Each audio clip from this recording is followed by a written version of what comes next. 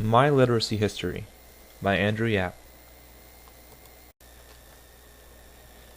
Hello, my name is Andrew Yap, and I would like to tell you a story about my literacy journey.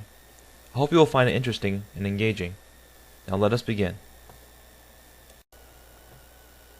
The child of Chinese immigrants, I was among the first generation of my family to be born and raised in Canada. During my first experiences with language, many of the words I first learned to speak were a combination of English and Hakka through the interactions I had with my parents.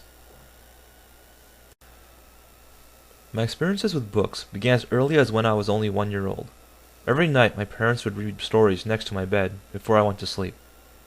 Some of the stories I was read included stories like The Cat in the Hat by Dr. Seuss, Little Critters, Just Me and My Dad by Mercer Mayer, Animal Friends by Catherine Alt, as well as classic fairy tale stories like Pinocchio and Snow White. All these stories would help play a role in developing my vocabulary and ability to speak English.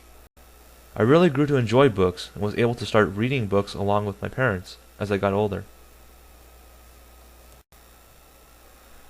In addition to books, educational television shows that I would watch, such as Sesame Street, Barney, and The Magic School Bus, would also play an important role in helping further my understanding of speaking and spelling in English.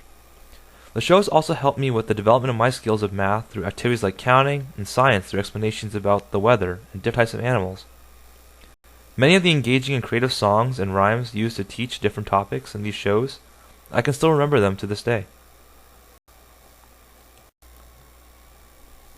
One of my first interactions with people outside of my family was when I started school at St. Francis Xavier. After I completed kindergarten, my parents no longer had enough time to take me to and from school. I was able to speak and write English quite well, and as a result, I would interact and get along well mornings of school at the home of my grandparents, who would take me to and from school and watch over me until my parents returned home from work.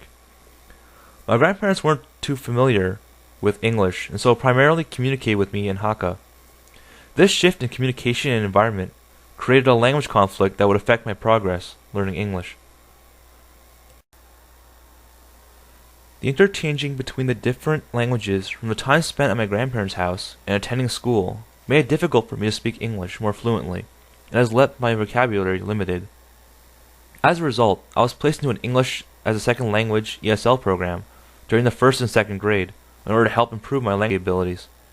In these sessions, I would be tested on my ability to read and pronounce different words through the use of flashcards.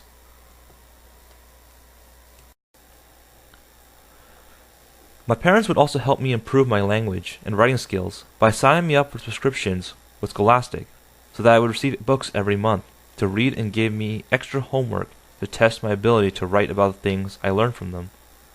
The two most common books I would receive every month were Arthur and Magic Treehouse books. I really enjoyed reading these books because I could relate to Arthur, as he was also a kid who had similar experiences with family and school that I did, and I enjoyed the Magic Treehouse books because of all the different timelines and places the kids in the books would travel to and explore. Through the help of my parents and the ESL program, I was able to improve my English speaking and writing skills, enough for me to return back to regular classes by grade 3. During the later years of elementary school, between grades 3 to 8, my journey through literacy would begin to change greatly. As I continued to get a better grasp and understanding of English, I began to pursue less educational and more adventure-based books that related to the toys and movies that I enjoyed watching. These include books based on Lego, such as Bionicle, and books based on movies that I liked, such as Star Wars. In addition, I began spending more and more time playing video games and trading card games with my friends, so the reading I usually spent on books are now spent on learning to follow the stories of video games and the abilities of different playing cards. On top of these changes, there was another major that would soon play an important role in my literacy journey later on in life: the birth of my little brother. The changes in my literary journey became even more significant by the time I entered high school at Father McMilgivney.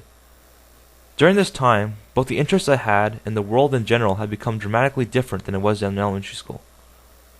The emerging popularity of social media and the creation of more advanced computers and phones had now begun to make books and television seem less engaging and irrelevant in the eyes of most students. As for myself, my interest in reading books had stopped during this time, as the greater pressures to adapt to changing technologies had now moved my journey through literacy to manifest in other ways. I now had to learn how to utilize new technologies, such as communication applications like Skype and Facebook, which required me to learn new ways on how to socialize and interact with my friends and family, as well as learn to create digital presentations, which required me to become more familiar with how to use a computer. In addition, I spent 3 of my high school years enrolled in music, where I would learn to read and understand the language behind musical notes in order to play instruments like the trumpet and tuba. For entertainment, rather than reading adventure books, I had begun to incorporate technology to play story-based role-playing games and read comics online. Through my years in high school, the traditional definition of literacy, being limited to reading and writing, had evolved and branched into learning and development of other forms and skills.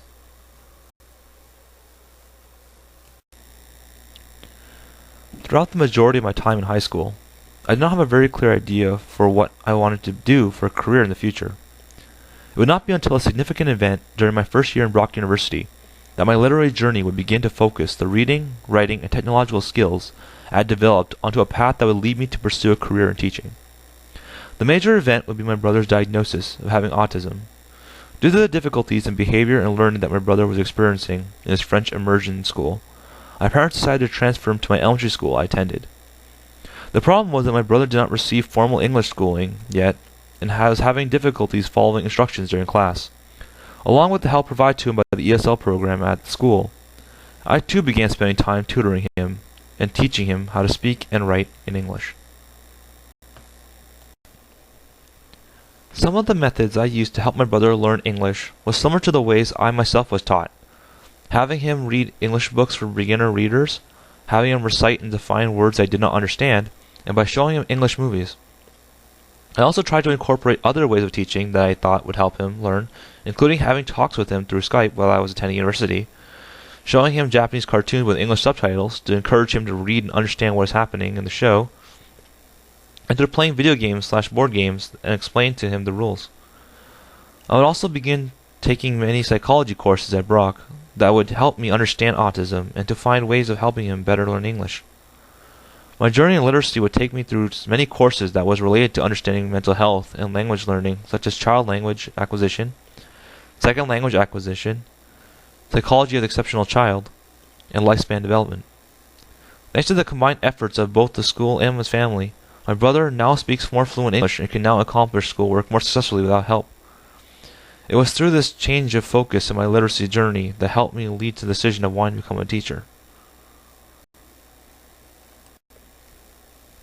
As I reflect upon how I too, as a young child, needed help from both my parents and the ESL teacher in order to speak and write in English, I see that I now have adopted the teacher's role in the way that I am now mentoring my brother in order to help him improve his English speaking and writing skills. It was through reflecting on my literacy journey as a whole that I am now better understand that just as how literacy, for me, has changed in the way it was traditionally presented, from books to electronic mediums or to other skills such as music. In order to be a teacher today, one must be able to be adaptable and be able to adjust one's teaching style and be willing to incorporate a variety of technology-based resources in order to help students learn and develop. My experiences with my brother has helped me remind me about the importance of education and literacy in children, has encouraged me to want to help incorporate different learning methods and mediums to help educate other students to succeed.